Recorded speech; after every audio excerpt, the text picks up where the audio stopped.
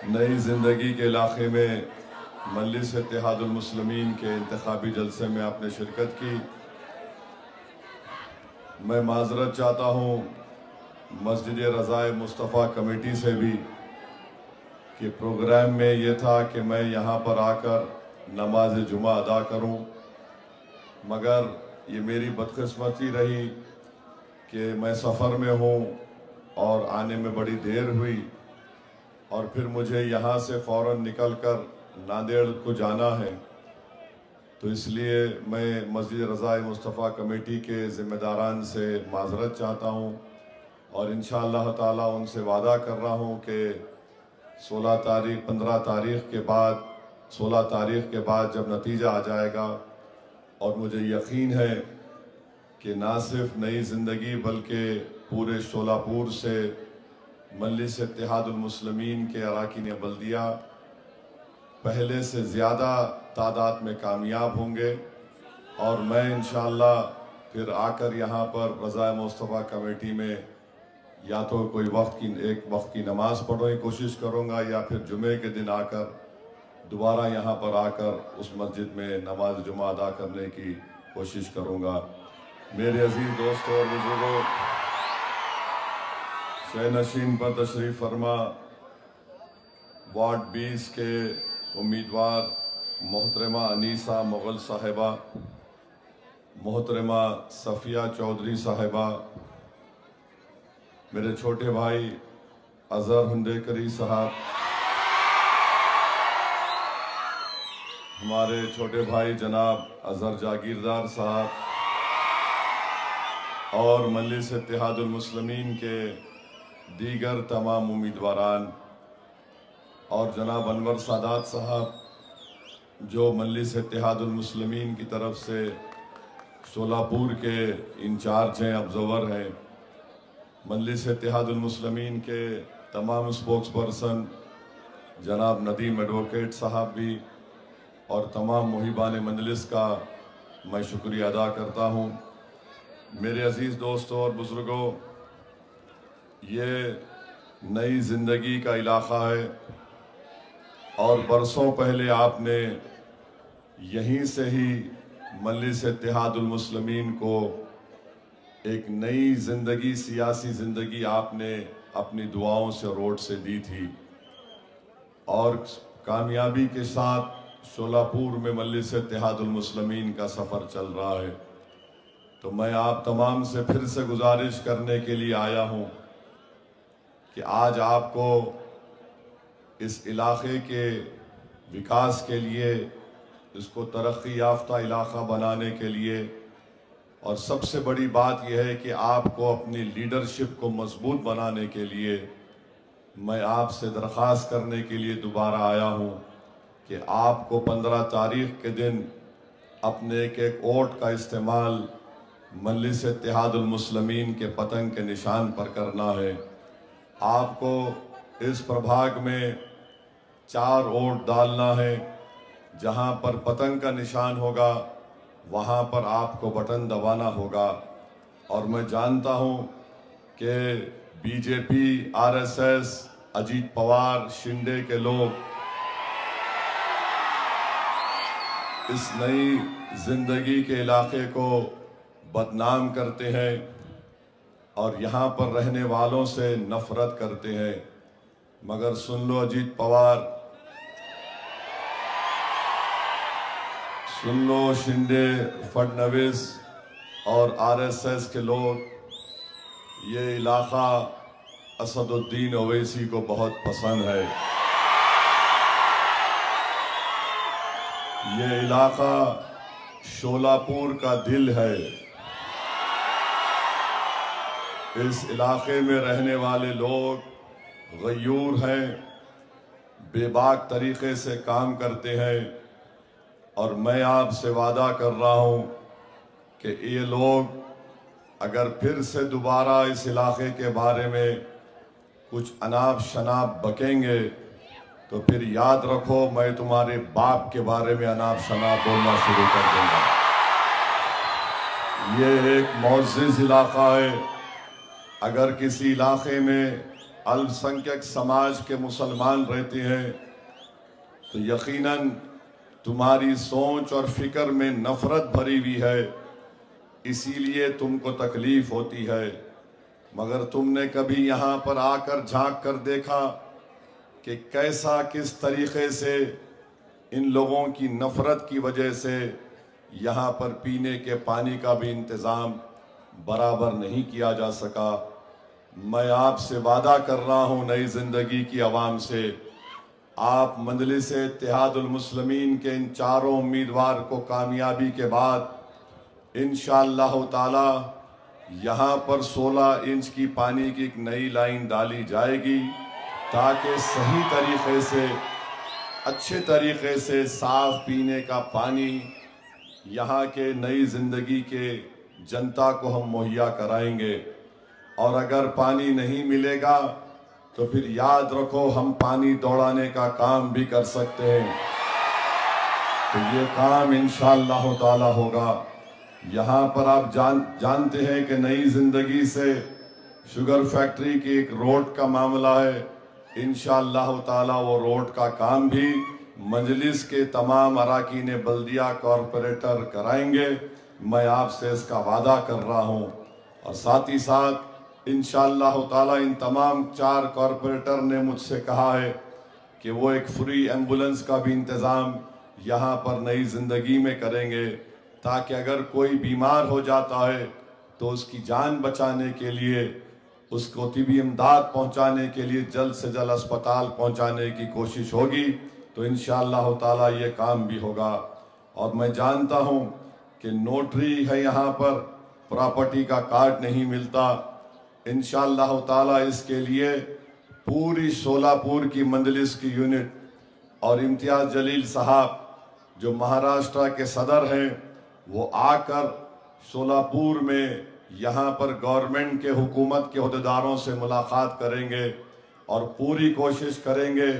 और अगर हुकूमत हमारी इस बात को नहीं कबूल करेगी तो फिर हुकूमत को एक अवामी एहतजाज के लिए तैयार रहना पड़ेगा। ये काम इंशाअल्लाह ताला होना ज़रूरी है। वहीं पर मैं मजलिस इत्तेहादुल मुस्लिमीन के तमाम अराकीन बल्दिया से ये अपील करूँगा कि वो अपनी कामयाबी के बाद नई ज़िंदगी में इस इलाक़े में तालीम के ऊपर ख़ास तौर से तवज्जो दीजिए। याद रखिए, अगर हम तालीम के मैदान में अपने बच्चों को और ख़ास तौर से अपनी बेटियों को पढ़ाएंगे तो यही हमारा मुस्तक़बिल है। आज हम रहे या ना रहें, मगर अगर हम अपनी आने वाली नस्ल को ताकतवर बनाना चाहते हैं तो दौलत से कोई ताकतवर नहीं होता, तकरीर करने से कोई ताकतवर नहीं होता। ताकतवर वही कहलाता है जिसके पास अच्छे अखलाक हों। और अच्छे अखलाक कब आते हैं? जब वो तालीम के जेवर से आरास्ता होता है। तो ये हमारी जिम्मेदारी है कि हम अपने नन्हे मुन्ने बच्चे और बच्चियों को तालीम के जेवर से आरास्ता करें। और इत्तेफाक की बात यह है कि आज 9 जनवरी है। आज से 208 साल पहले एक खातून को अल्लाह ने पैदा किया था जिसका नाम फातिमा शेख था। वो फातिमा शेख पूना में पैदा हुई। और फातिमा शेख कौन थी? ये वो खातून थी जिसने महात्मा ज्योतिबाई फूले और सावित्रीबाई फूले के साथ अपना घर दिया था, लाइब्रेरी बनाई थी ताकि दलित लोगों को तालीम के जेवर से आरास्ता किया जाए। जिस तरह आज ये जालिम लोग नई जिंदगी की जनता को और मुसलमानों पर इल्ज़ाम लगाते हैं, ये मनुवादी जहन के लोग उस वक्त भी थे और आज भी हैं। उस वक्त ये आलाजात के लोग नहीं चाहते थे कि दलितों के बच्चे और बच्चियां तालीम हासिल करें। ये फातिमा शेख वो बहादुर औरत थी जो घर घर जाकर दलित परिवार के लोगों से कहती थी कि आओ, महात्मा ज्योतिबाई फूले ने और सावित्रीबाई फूले ने स्कूल खोला है, अपने बच्चों को तालीम के जेवर से आरास्ता करो। मेरी कोशिश यही होगी कि जो काम कई बरसों पहले 1831 की बात कर रहा हूं, महात्मा ज्योतिबाई फूले के साथ फातिमा शेख थी। उसी तरीके से उसी नहज पर हमको इस इलाके में मुसलमानों के बच्चे और बच्चियों को पढ़ाना है और सियासी ताकत का इस्तेमाल यकीनन पीने के पानी, रोड, ये तमाम मसाइल को हल करने के साथ साथ हमको अपने बच्चों को तालीम से जोड़ना ज़रूरी है।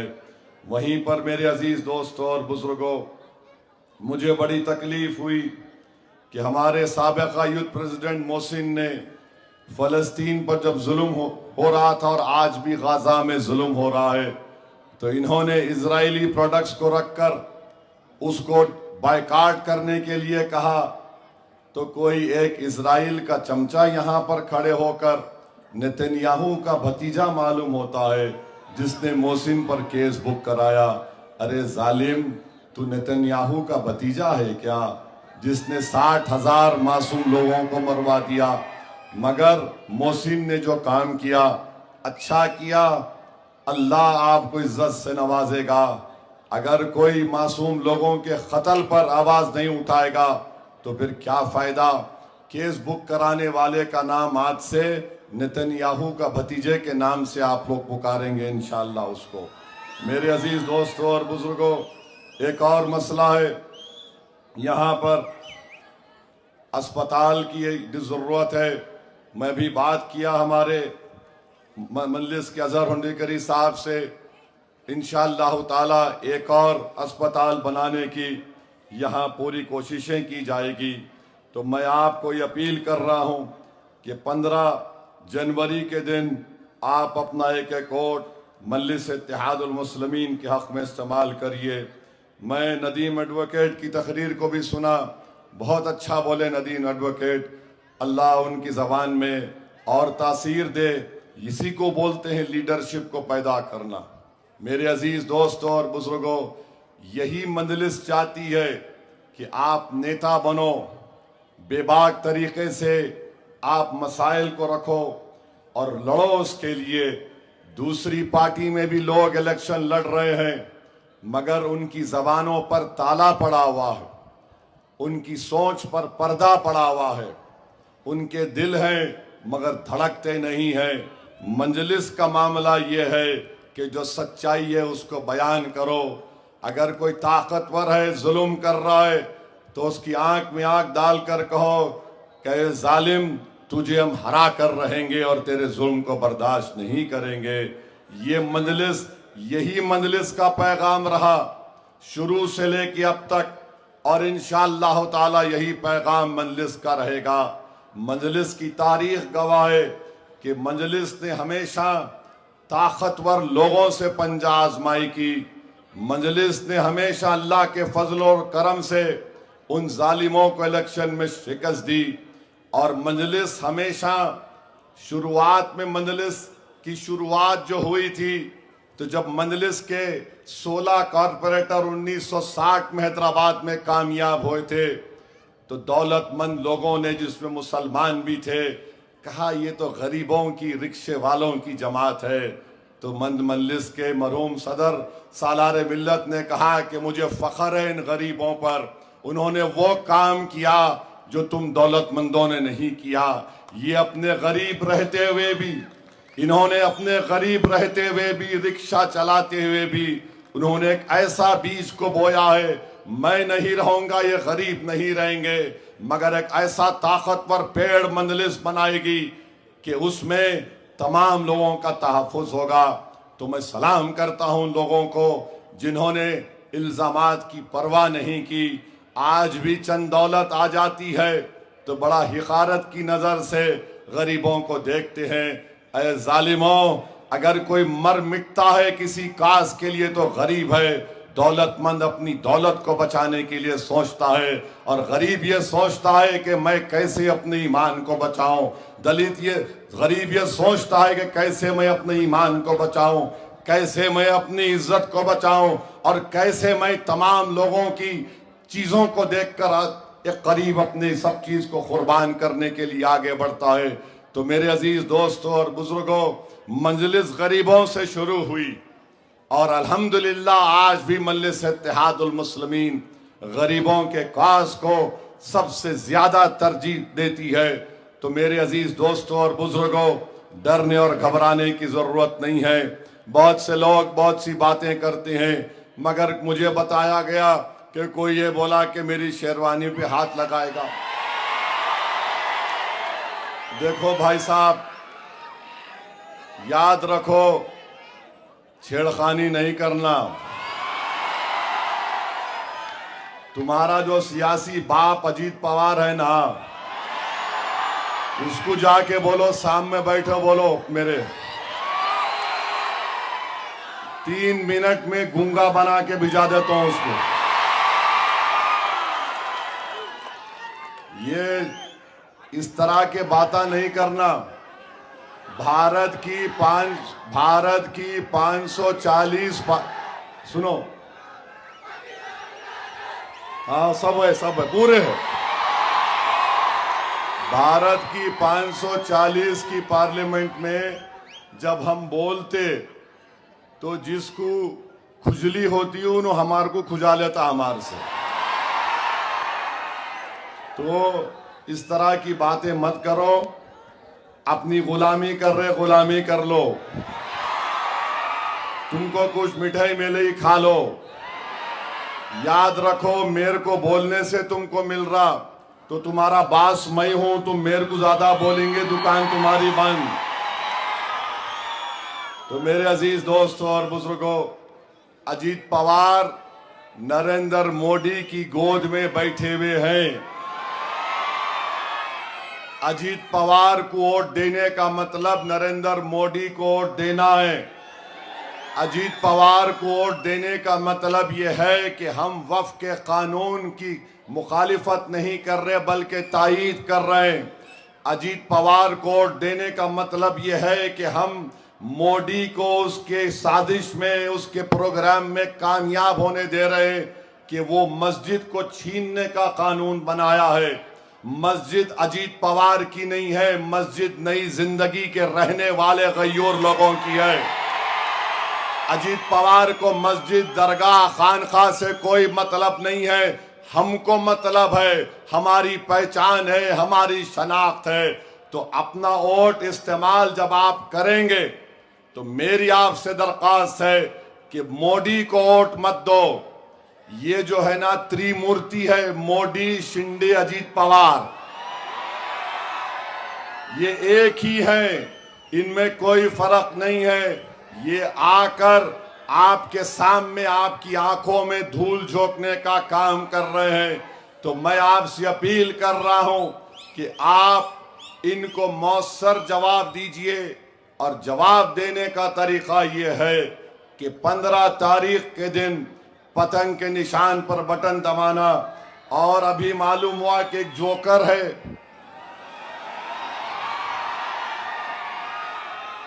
प्रभाग नंबर 22 से अजीत पवार का कैंडिडेट बना है। अबे अपने बाप का नाम लेना, मेरा नाम क्यों ले रहा तू है? बोल रहा कि मेरे को एक वोट दे दो, 3 पतंग को दे दो। तू अपने बाप का नाम बोल, सियासी बाप तेरा कौन है? हम अपनी पार्टी के नाम पे वोट मांग रहे हैं। प्रभाग नंबर 22 के लोगों से अपील कर रहा हूं, पतंग को वोट देना, ये दुम छल्ले जोकरों को नहीं देना। आप जरा तो शर्म रखो, जरा तो शर्म रखो।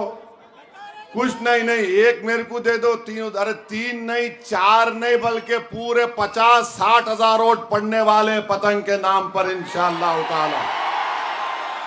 यानी अभी से मालूम हो गया उनको कि अजीत पवार का नाम लिए तो टाटा बाबा खींच देने वाले हैं लोग। अब ऐसा ही होने वाला है। 15 तारीख को कोई नहीं रहेगा। तुम ये 22 नंबर, हाँ, और एक मेरे कोई बोले प्रभाग नंबर 16 में भी हमारी बहन लड़ रही। बहरहाल जहां भी मजलिस के उम्मीदवार है, आपको पतंग के निशान पर बटन दबाना है। आप दबाएंगे ना? मजलिस को मजबूत करो। असदुद्दीन ओवैसी आज है कल नहीं रहेगा, ये जिंदगी की हकीकत है।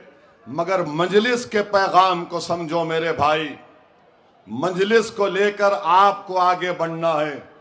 मजलिस चाहती है कि शोलापुर से और नेक और काबिल लोग निकलें, चाहे वो हमारी बहन हो, बेटी हो, भाई हो, कोई भी हो, जो लीडर बन सके। याद रखो ये काम हमको करना है, कोई आसमान से अब कोई आने वाला नहीं है, हमको ये काम करना है।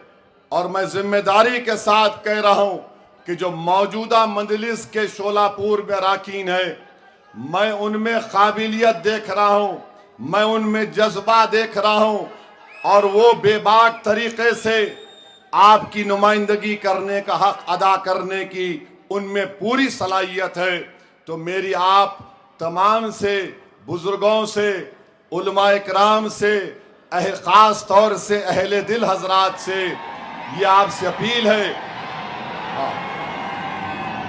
कि आप 15 तारीख के दिन मजलिस इत्तेहादुल मुस्लिमीन को देकर कामयाब करिए। याद रखिए, शोलापुर को हम पुणे की तरह खूबसूरत बना सकते हैं, मगर ये लोग, बीजेपी के लोग इतने सालों से शोलापुर में बैठे हुए हैं, कुछ काम नहीं कर रहे हैं। यहाँ पर है, यहाँ की रजाई इतनी मशहूर, जीआई टैग उसको हासिल है, कुछ नहीं होता। हर चीज में आप देखो, अब इलेक्शन आ गया तो बोल रहे नहीं मेयर उन्हें बनेगा, मेयर इन्हें नहीं बनेगा। अरे बाबू, पाकिस्तान के संविधान में लिखा हुआ है कि सिर्फ एक ही मजहब का आदमी पाकिस्तान का प्राइम मिनिस्टर या सदर बन सकता है। बाबा साहिब अंबेडकर का जो संविधान है वो ये कह सकता है कि कोई भी भारत का नागरिक वजीर आजम बन सकता है, सदर जमहूरिया बन सकता है, चीफ मिनिस्टर बन सकता है, मेयर बन सकता है। और असदुद्दीन ओवैसी का ख्वाब यह है कि एक दिन आएगा इस देश में इंशाअल्लाह ताला, शायद हम और आप नहीं रहेंगे, मगर देखना एक हिजाब पहनने वाली बेटी इस देश की वजीर आजम बनेगी इंशाअल्लाह ताला। हम नहीं रहेंगे, शायद हम जमीन में जाकर हमारी हड्डियां भी घुल जाएंगी, मगर देखना एक दिन वो दिन आएगा। अरे याद रखो, ये नफरत जो तुम मुसलमानों के खिलाफ भड़का रहे हो, इंशाअल्लाह ताला ये नफरत ज्यादा नहीं चलेगी। तुम खत्म हो जाओगे नफरत फैलाने वालों। मोहब्बत जब आम होगी तो लोगों को मालूम होगा कि कैसे जहर इनके दिलो दिमाग में भर दिया गया था। आज आप देखिए, शोलापुर में पेट्रोल 104 रुपये में मिलता है, बीजेपी वालों को उसकी फिक्र नहीं है। गुजरात में 90 रुपये में, आप बीजेपी वाले जाके पूछो 104 रुपये पेट्रोल मिल रहा, वो नई बस्ती में तो बांग्लादेशी है। अरे पेट्रोल 104 में क्यों बिक रहा? नहीं वहां बांग्लादेशी है। अच्छा तेरे को कैसा मालूम? तेरे अब्बा आके बोले तेरे को। हाँ, तो ये मसला है इनका। शोलापुर में इतने अहम मसाइल हैं, तकालीफ है, कोई फिक्र नहीं, बस खाली कुछ तो भी एक बोलो, टेंशन पैदा करो। और ये प्रोग्राम के तहत फडणवीस, शिंदे और अजीत पवार तीनों को यह प्रोग्राम है, जाके महाराष्ट्र की जनता को बेवकूफ बनाओ। तो आपसे अपील कर रहा हूं कि 15 तारीख को आप इनको पैगाम दीजिए कि हम तुम्हारे साजिश का शिकार नहीं होंगे। अजीत पवार, शिंदे, फडणवीस, ये तमाम के तमाम भारत के संविधान के मुताबिक हुक्मरानी नहीं कर रहे, ये नफरत की बुनियाद पर हुक्मरानी कर रहे हैं। ये अल्पसंख्यक समाज के दोस्त नहीं, बल्कि उनको कमजोर करना चाहते हैं। ये दलितों को उनका हक नहीं देना चाहते, बल्कि उससे महरूम करना चाहते हैं। ये किसानों को कुछ नहीं कर रहे, किसान कितने खुदकुशी कर रहे हैं, मगर इंशाअल्लाह ताला मजलिस आपकी पार्टी है तो 15 तारीख के दिन मेरे भाई, नई जिंदगी की जनता ने क्या फैसला लिया जरा पुकार के बता दीजिए। 15 तारीख को पतंग पर बटन दबेगा। जरा हाथ उठाकर बता दीजिए, वहां तक भी जहां तक मेरी नजर जा रही है भाई, पतंग पर बटन दबेगा तो लगाइए मेरे साथ नारा, नारे तकबीर, नारे तकबीर। मजलिस इत्तेहादुल मुस्लिमीन, मजलिस इत्तेहादुल मुस्लिमीन, मजलिस इत्तेहादुल मुस्लिमीन। तो आप अल्हम्दुलिल्लाह आराम से जाइए और सुनो, 15 तारीख के दिन हमारे जो लोग शादीशुदा हैं, पहला काम ये करना कि अपनी बेगम को बोलना, my dear come will go in out. तो पहले अपने वाइफ के साथ, अपने माँ बाप के साथ लेके जाइए। नौजवानों, उस दिन वोट डालना खाली मोटरसाइकिल पे डाल के अरे क्या हो रहा नहीं। नौजवान अगर निकला 15 के दिन तो क्या बोलना, बस जहां दिखे उन्हें भी देख के बोलता यस। तो ज्यादा यही पोलिंग कराइए, पोलिंग परसेंटेज बढ़ना चाहिए। याद रखिए, मैं अहम बात बोल रहा हूं, SIR महाराष्ट्र में होगा। तुम आज निकल के वोट डालेंगे तो तुम्हारा वोटर लिस्ट में नाम है, वो प्रूफ होगा। तो SIR हो सकता है कि इस साल हो, मगर आपका नाम है वोटर लिस्ट में, पतंग को वोट दीजिए। आज आप आए, बहुत बहुत शुक्रिया। मैं माजरत चाहता हूं, मुझे नांदेड़ को जाना है। तमाम को आपका शुक्रिया। अस्सलाम वालेकुम व रहमतुल्लाहि व बरकातहू।